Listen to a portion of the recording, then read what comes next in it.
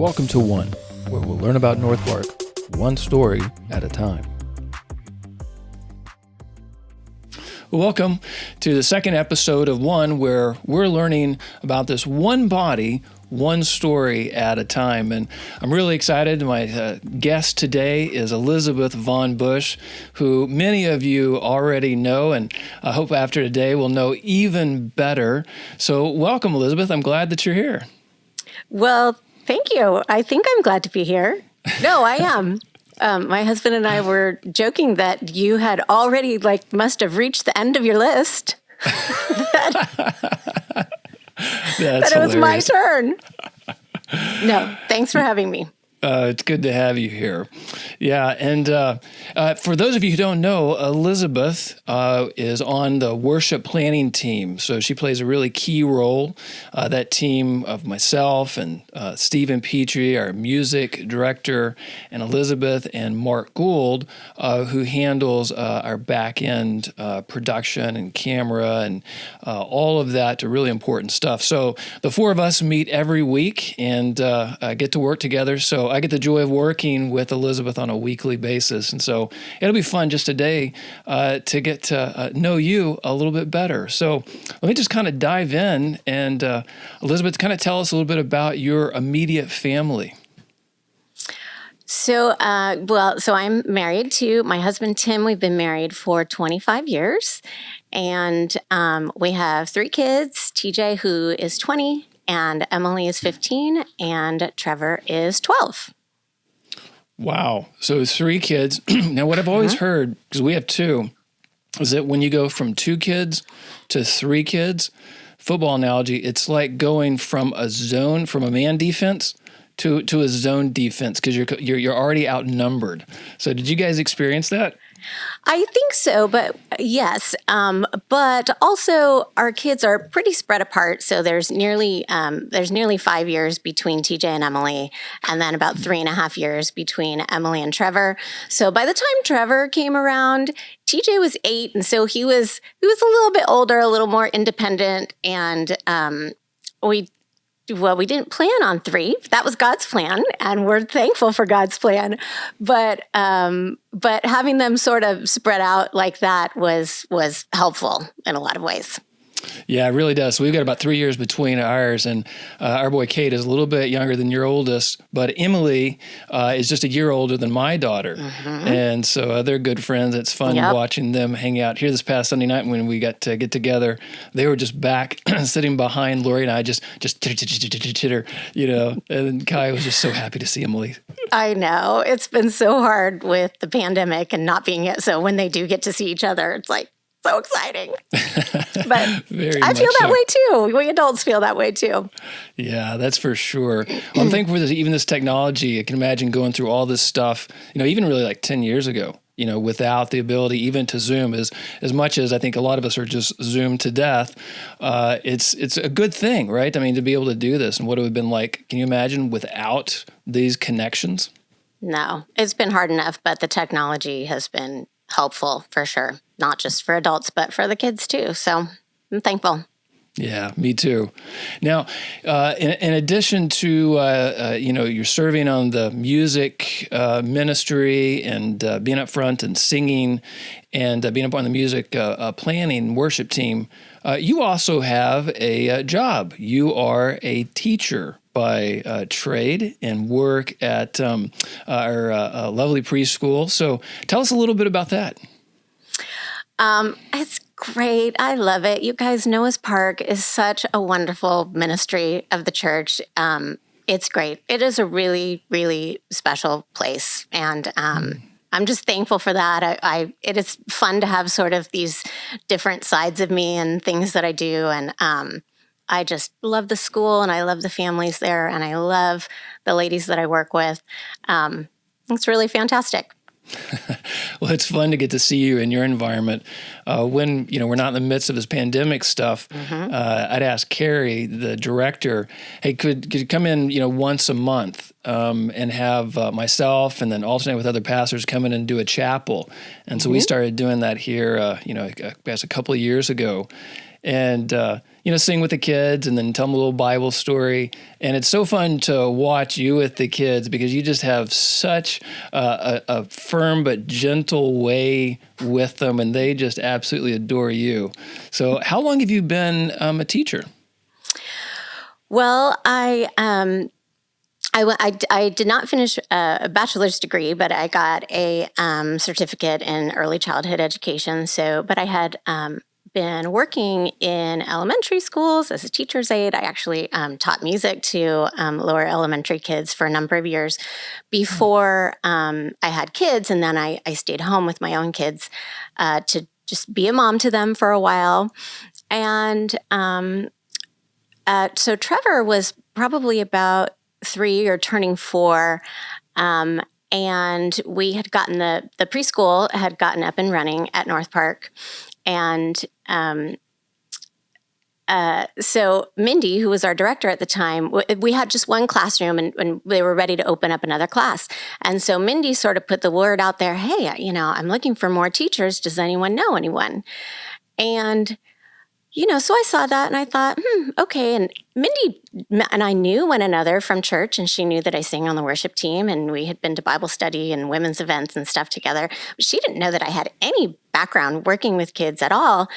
And so one morning I was getting ready to go somewhere, and I don't remember what, because I was in the bathroom and I was looking in the mirror and I'm thinking to myself, gosh, do I know anybody that I could recommend to Mindy? I must know someone. And so I'm going through people in my mind, and it was one of those situations where I did not audibly hear God speak to me, but he sort of might as well have, because I looked at myself in the mirror and it was like him tapping me on the shoulder and saying, you.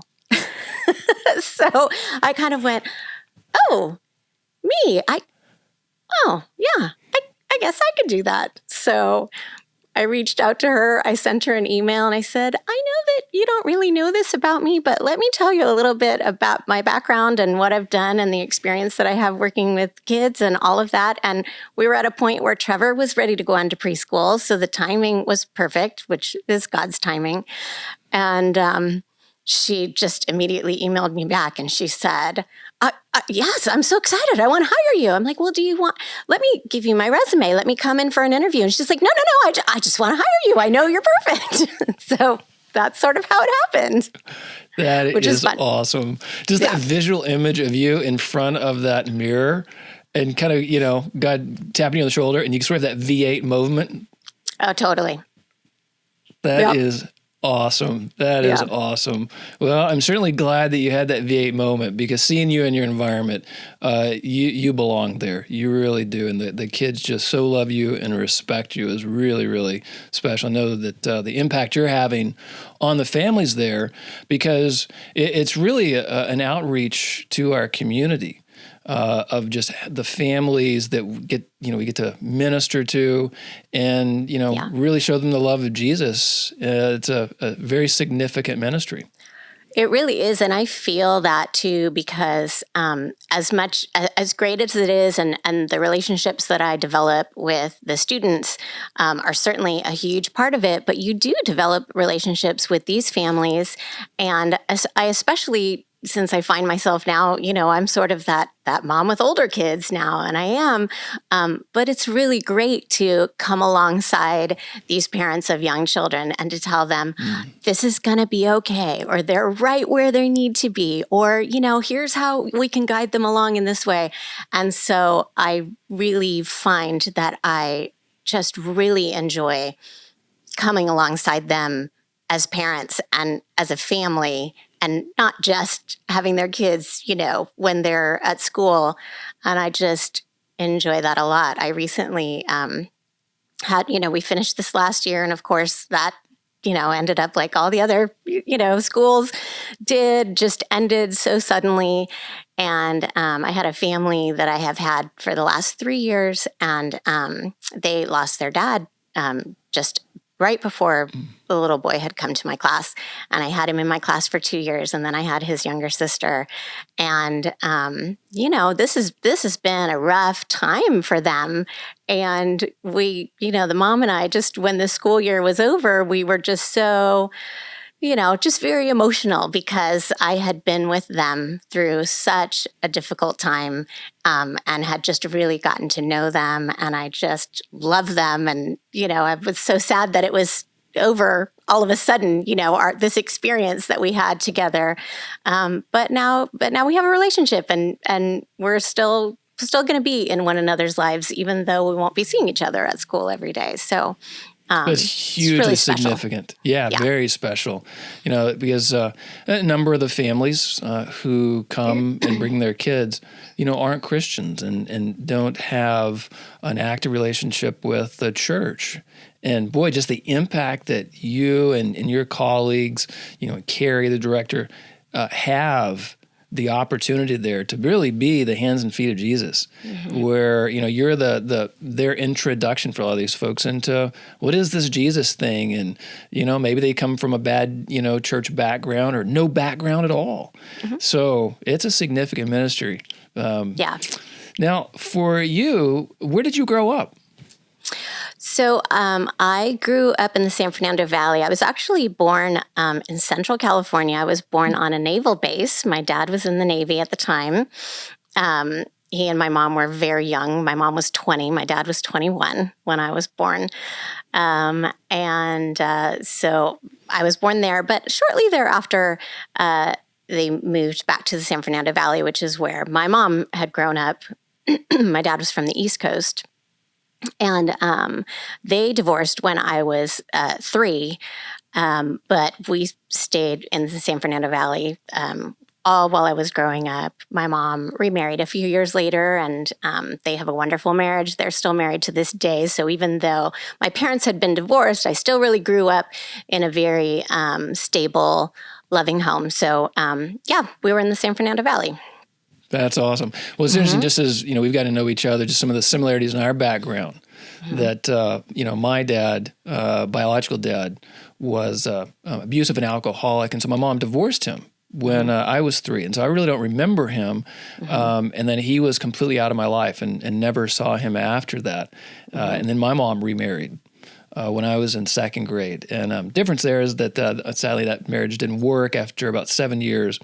And then it was just my mom and sister and I then moving from Hereford back to Amarillo, Texas, and being together. So kind of the similarities there. Now for you, did you grow up in the church? Was that part of your formative years? What was that like for you? My mom definitely had a faith from her childhood that came from her grandmother, but we did not go to church when I was growing up. But we lived in a not so nice area of Sun Valley, and so as a result, I went to private Christian school. And in all honesty, I went there because it was a private school and it was better than the public schools in our neighborhood where we lived. But it just so happened that it was a Christian school. It was actually a Lutheran school. And so even though our family didn't go to church, from kindergarten on, I had this exposure to hearing about God and hearing about Jesus and being exposed to the Bible and everything that it had to say. So God was definitely a part of my growing up, a part of my experience from a young age through school. Now, were you in that Christian school all the way through high school, or just kind of through junior high? But that was through junior high, went through 8th grade. And then I actually, from there, I went to Notre Dame High School in Sherman Oaks, which is a Catholic school. And we were not Catholic. And again, that was more about being a private school and a chance where my parents felt that I could get a better education than our local public schools, rather than it being Catholic. But but I did have further exposure, and here's really where my connection to church came in, and that was in 6th grade. So my mom was a full-time working parent, and she had been remarried at this point, and my stepfather also worked full-time. And so during the summer, in 6th grade, I went to a day camp during the summer, which was run through a church in Burbank called Calvary Bible Church, and it was there that even though I knew about God and I knew about Jesus, but that was the first time that I really heard that salvation was this gift that God was offering.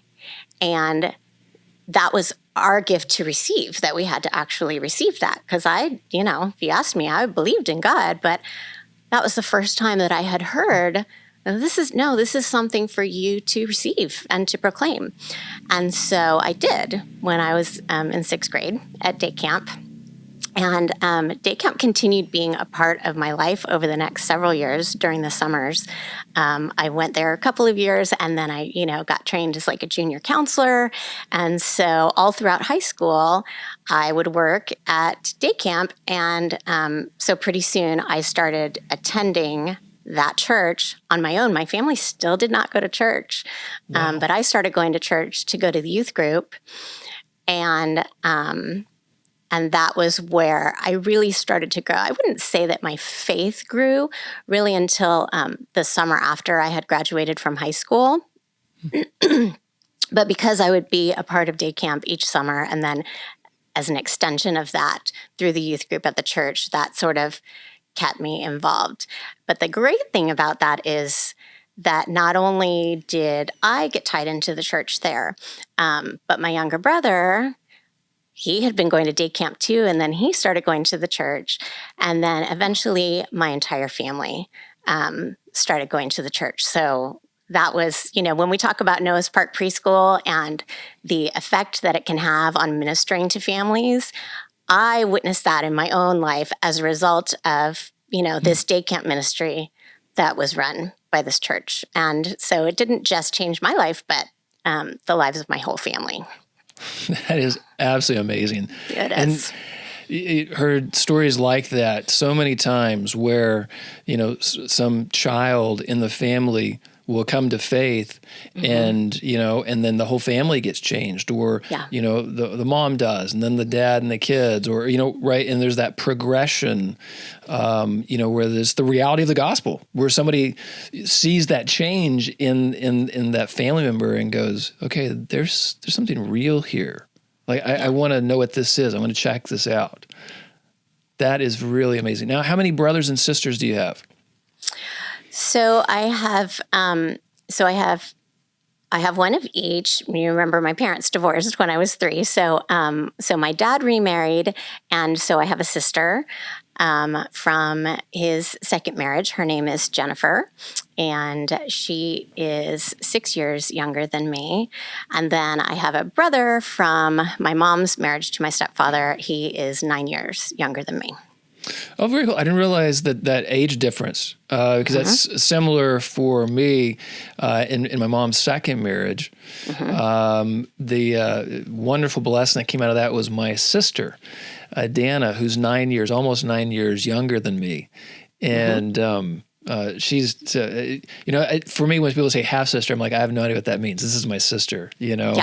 And just a delight. Like you, she's a teacher and a teacher at a high school, and then now a counselor, and just a real light. So that's cool. The 9 years difference there. That's pretty cool. Yep. There were some years where, it was a little tough. He was a pesky little brother, but we're all good now. That's awesome. Well, now for you, with 3 kids, and you've been married now 25 years, and have you guys lived here in Santa Clarita that entire 25 years? Most of it. We lived in Burbank for the first few years. I was trying to remember how many years. We got married in 95, and we moved out here in 2002. Okay. So we were in Burbank for a few years, and TJ was born. We still lived in Burbank, but he was almost 2 years old when we moved out here. So we've been out here for most of the time. Okay. And now you got a real teaching kind of a thing going on in your family with Tim, your husband, is a high school teacher, a history teacher, right, at West Ranch. Yep. Teaching. So you guys just can swap notes, right, left and right around the dinner table. In some ways, there are big differences between the preschoolers that I teach and the juniors and seniors that he teaches. But in some ways, it's all the same. It's same stuff. So. I just heard a bunch of parents who are listening give an amen to that one. So, I think that right. probably resonates for sure. Yep. That's awesome. Now, as a parent, if you don't mind, just kind of explore that for a bit. You've got college age. You've now got going in to be a sophomore in high school. And then what the age for your youngest? He's 12, so he's Trevor. Starting 7th grade. Yeah, Seventh grade. He's starting junior high. That's what I thought, right? So you're just covering all the bases here. You got your junior high, high school and college. Yep. I'm curious, you hear people talk about, boy, when the first one comes through those, you view it one way. And now, with the second and third, how is it different with each of them at these stages? Oh boy, you definitely learn. I think, I've said to TJ many times, hey, listen, every day I am a new parent with you. Like I have never done this before, So now that he is, a young adult, an adult child who is still living at home, that's kind of interesting, figuring out where do we set boundaries, because he is still our child and he does still live in our home. And where do we say, he's an adult, he's free to make certain decisions for himself. And for the most part, that's not challenging. He's a great kid and respectful of us and all of that. But then see with Emily, sometimes she kind of is like, well, you let TJ such and such. And I'll say, yes. And because I did, then now I've learned not to let you such and such or whatever it is. Like I learned from him and, poor Trevor. Now we've been through 2 other ones. Like we got this down, buddy. Sorry. Or in some ways, like you get the best versions of us. We're really experienced now. That's right. We did all the mess ups in 1 and 2. You get version 3.0. You're in good shape here, buddy. That's right. Well, I learned from my mentor, Dennis Keating, with his kids. He said whenever he was correcting them, and they would say, "Dad, this is not fair," or the older one or whatever got to do this, or the younger one doesn't have to do this. He says he'd just look at him and go, "Take it up with God. He's the one that put you in this family." There you go. Like, that is a great response that I've used more than once. Mm-hmm. Yeah. Yeah. But it is interesting now having an adult child and realizing that they have their own life, They're their own person and they are going to make decisions that perhaps you wouldn't make or you wouldn't have them make. And yet they are their decisions to make, So that has been interesting navigating that. And in all honesty, a real test of my faith. And, because I think that in a lot of ways, I have no trouble believing that God wants what's best for me and that he loves me and that he has good for me. I feel like I can trust myself to him quite easily. But all of a sudden, when it comes to my adult son, I want to hold on and try to control it. And, I feel like God has been saying to me, hey, you know how you believe that I got you? Well, I got him too. And I love him. I love him just as much. And I love him more than you do. And so that's been humbling, but good. Definitely faith growing to learn how to trust him in a different way, Boy, I think that's a real challenge one for all parents. And what you said there is really significant, Elizabeth, the idea that God loves our kids more than we do. And I'm sure you had the same experience that, people always said when you have kids, boy, it just changes everything. And you go, okay, right, great, whatever. And then as soon as you have kids, it's a whole new category. There's a whole new filing system to put things in that you just simply didn't have before. Yeah. And a concept of a love that you just really hadn't really grasped, and you really can't. I heard it said by one person that, when they had a child, from that point on, their heart was always walking around outside their body. And that's a pretty good way to put it, right? That's a pretty good way to put it. Now, if you talk for a second about just that transition, I think that's one of the harder ones for not just moms, but dads as well.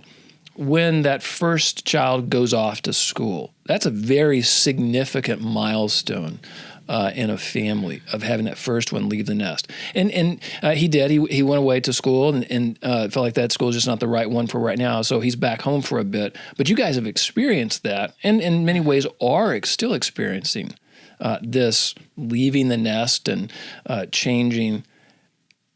How's that been? What's that like? Well, again, challenging and growing. It was hard to, send him away. He went away to Arizona for a semester, and to sort of leave him there, and it did feel like that. My heart, I'm leaving my heart there in another state, and that was challenging. And leading up to that, it felt like I have to, what haven't I done? What haven't I taught him? Like all these things that you have to just say as if suddenly, you're not going to have the opportunity ever again. But, it's odd not having them in the house.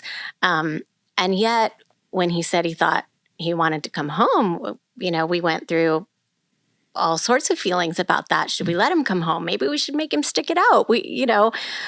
What's best for him? That was hard to figure out too. So even to experience that sadness at him going away, and then to consider, well, maybe we shouldn't let him. Maybe he should stay there for a little bit. Maybe it'll be good for him.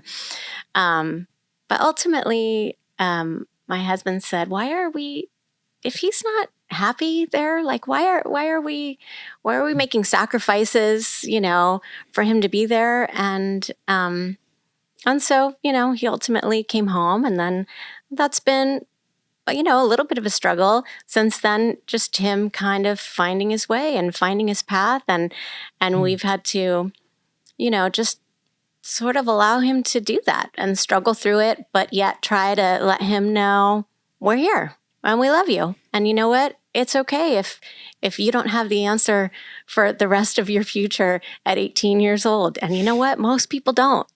So that's all right, So just sort of here for him and walking through that with him. And you still, again, it's just a trusting God kind of thing. Help us to be the parents that he needs us to be right now, because he still needs parents, and we all do to some extent at that age. And but again, it's the first one, so it's all new. So we just go with it and pray a lot and try to communicate a lot, and that's how you do. You know what? Like all of parenting, somehow you just do it and pray a lot. So now, what I hear you saying is, in the parenting manual that came with TJ, there wasn't a section in that manual. You didn't get that manual?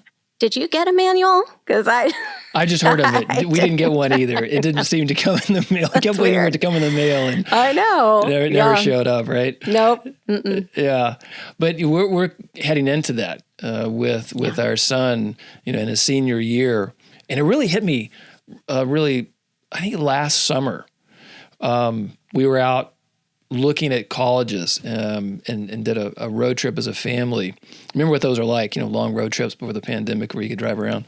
Mm-hmm. And it just struck me like, my goodness, this, is really coming. That he's going away, and that sense of already a sense of sadness, joy, because he's, very excited about it and independent and let's go, I want to do this, which is great to see, and you want them to have that. But at the same time, as a parent, it's that sense of, wow, this is, I like having you around, It's so odd to think that they're going away when they were just a baby yesterday. Like, how did that happen? It seems impossible. It's going quickly. Mm-hmm. Going very quickly. Well, for now, I'm thinking about the span between TJ and Trevor. And the number of years there is what, about 6 years? 8 years. 8 years. Mm-hmm. Well, kind of reflect on this for me, Elizabeth.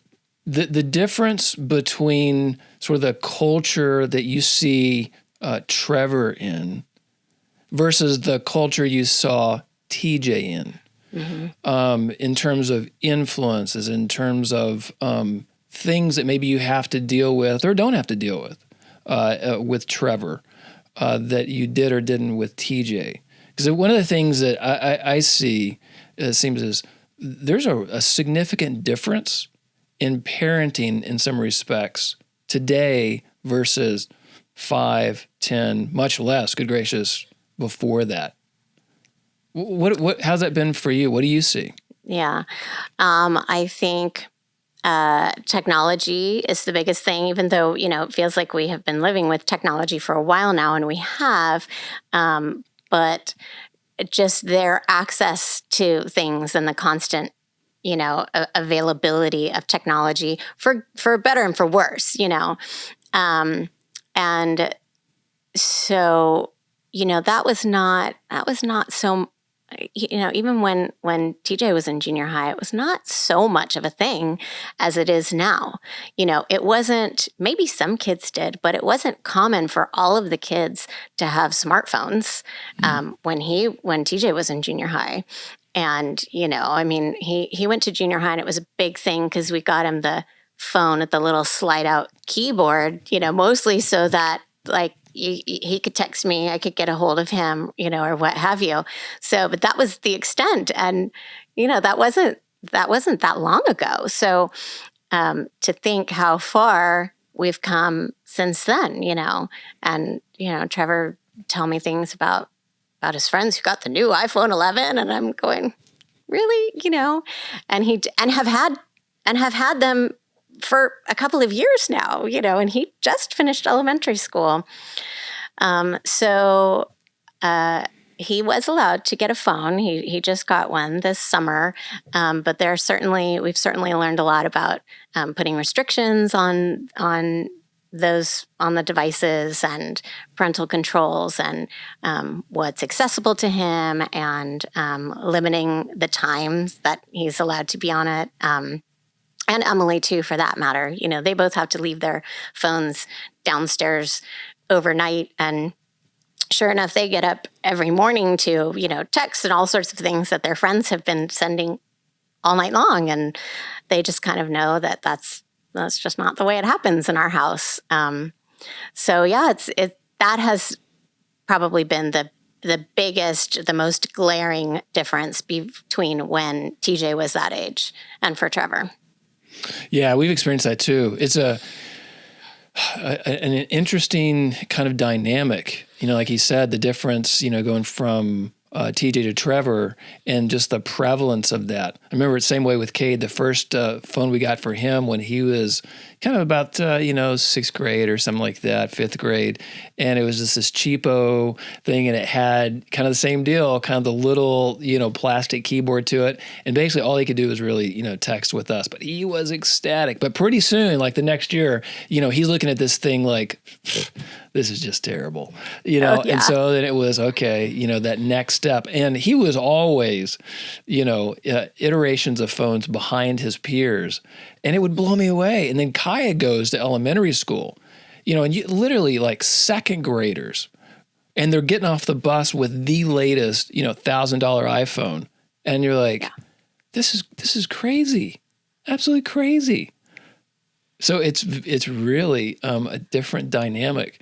And I know for us, how about for you, just the dynamic of having this thing where it's always there.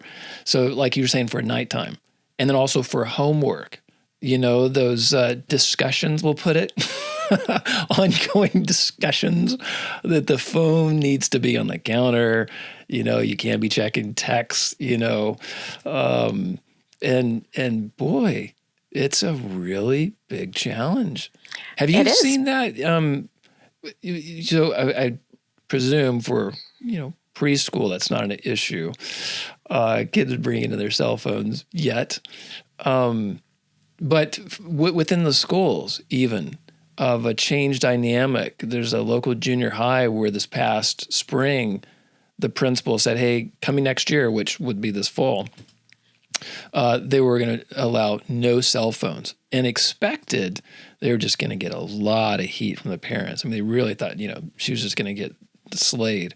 And in fact, the parents almost gave her a standing applause because they were like, thank you for this, and thank you for sort of you taking the battle on so that we don't have to.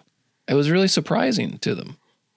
Yeah, it does feel hard to, make a stand on those things, and you do it because you have to, but those kids can really try to wear you down, So, I think it is probably what a lot of parents wanted and appreciated the school stepping in and just saying, nope, it's not going to be allowed. And I know, from a teacher standpoint, so my husband, not for me, but for my husband, long ago, he's, and some teachers will still, go to battle over it, but he had determined, he's like, this is just not worth it to me, and, the kids will pretty much understand, like, there are times in his class where, he expects their attention, we're having a class discussion, we're doing something right now, and I expect you to have your attention, and put your phone away.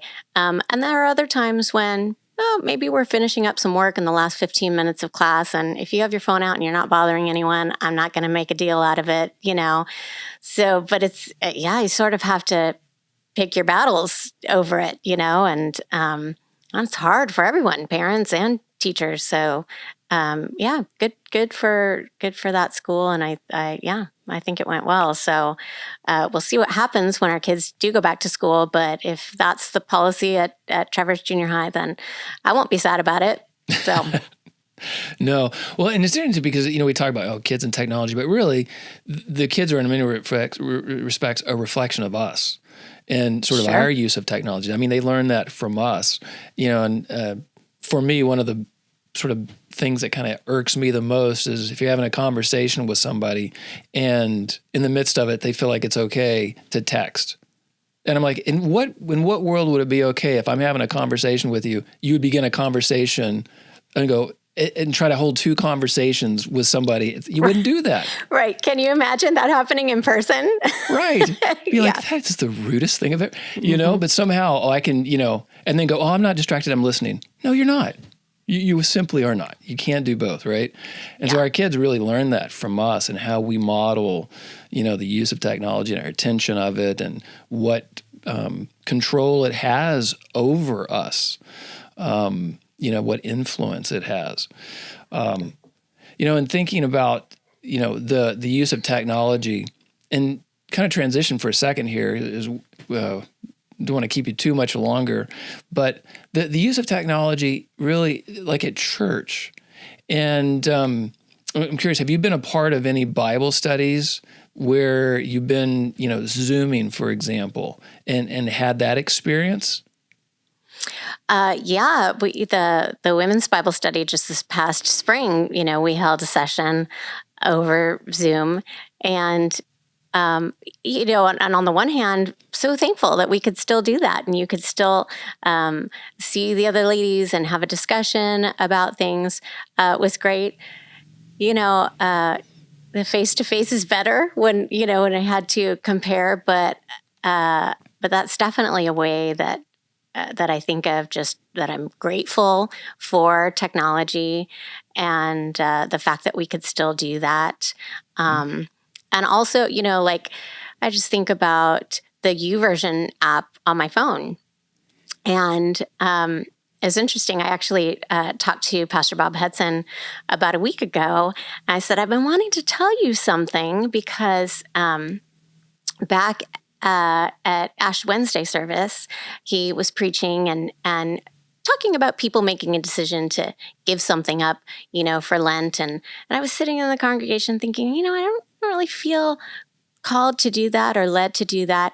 But he also said, but alternatively, you could start a habit too that you feel would grow yourself closer to the Lord. And as soon as he said that, I knew, God put it in my mind because, my Bible study had been, while I certainly participate in the women's Bible studies and I was in the Word, it was sort of, there was no regularity to it about the time or the place or what have you.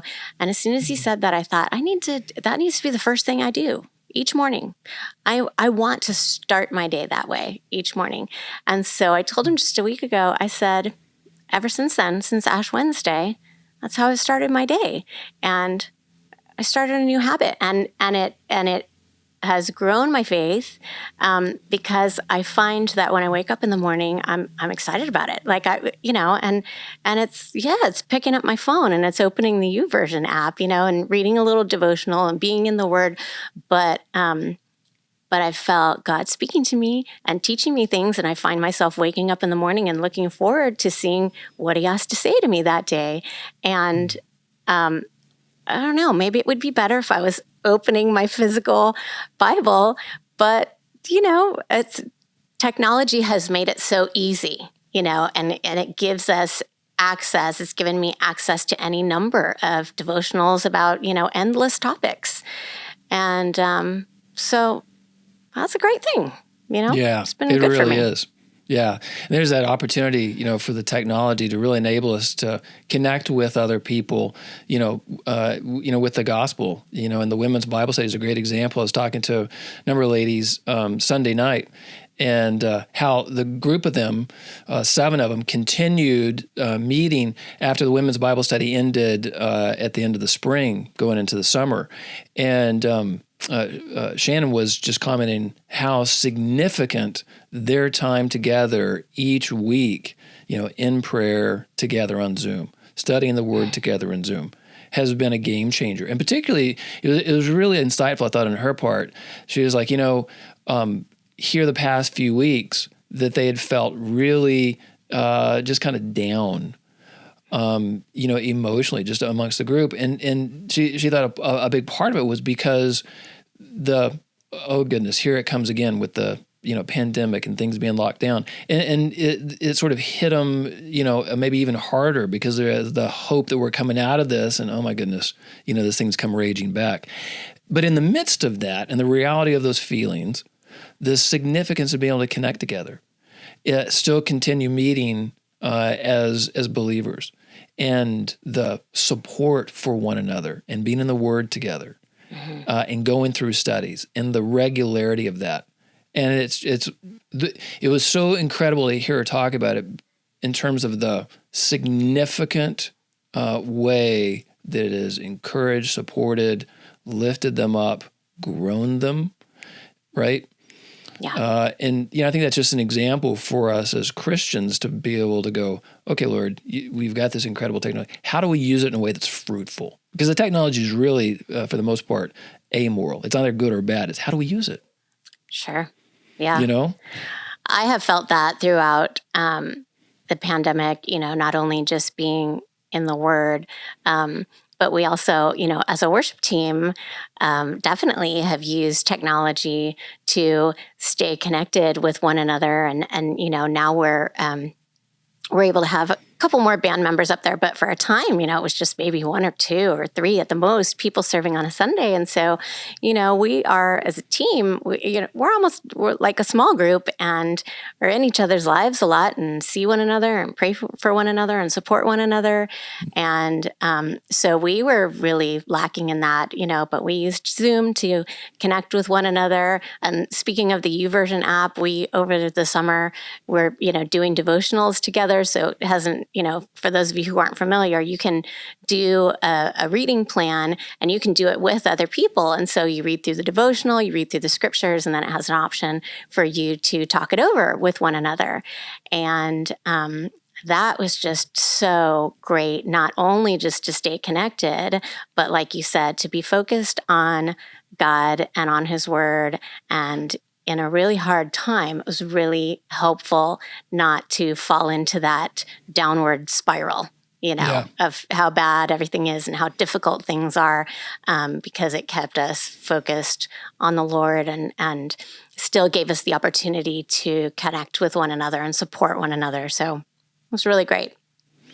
Boy, as our time draws here to a close, just that connection that you drew right there to something you said earlier to pull these two threads together.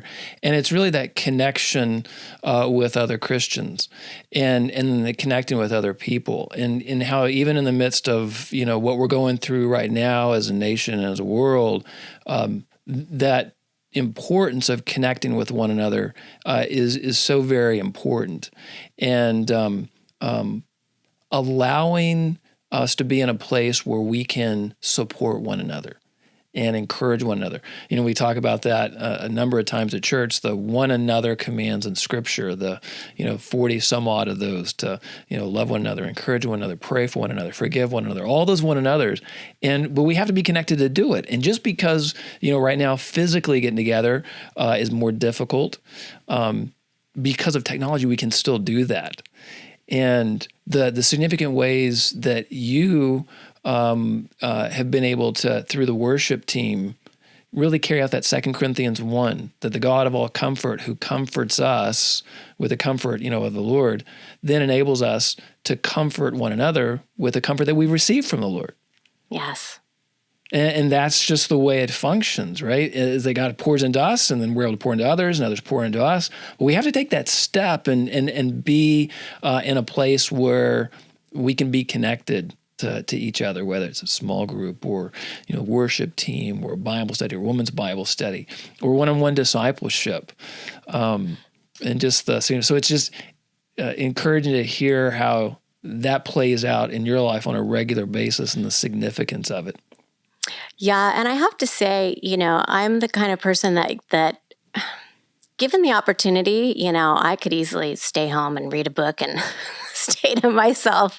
But I'm thinking about something that, John Nelson talked about in terms of, putting yourself in a situation where you're going and serving with people makes all the difference in building relationships. And I guess maybe that doesn't feel quite as threatening. You go to serve, and in the midst of it, and of course, God designed this, you get to know other people and you develop relationships with them, and that's a good thing. And so I definitely see how that has played out in my life in terms of when I have been in service, that I have really grown those relationships in my life that have been impactful, both for me, in that they've helped to grow me and stretch me and challenge me and build my faith. And then, me also for them, for those people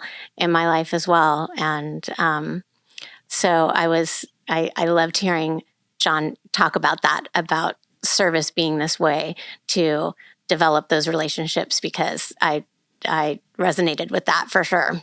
Yeah, you've seen that play out in your own life, right? In so many ways, and just the significant ways. They're on the worship team, which just, and thankful that you have done that, Elizabeth, not only just using your gifting for singing and the great voice that God has given you, and have you developed that, but just your skills in really ministering on that team, and then being on the worship team, and just the wisdom and maturity that you bring from just years of being in the Word.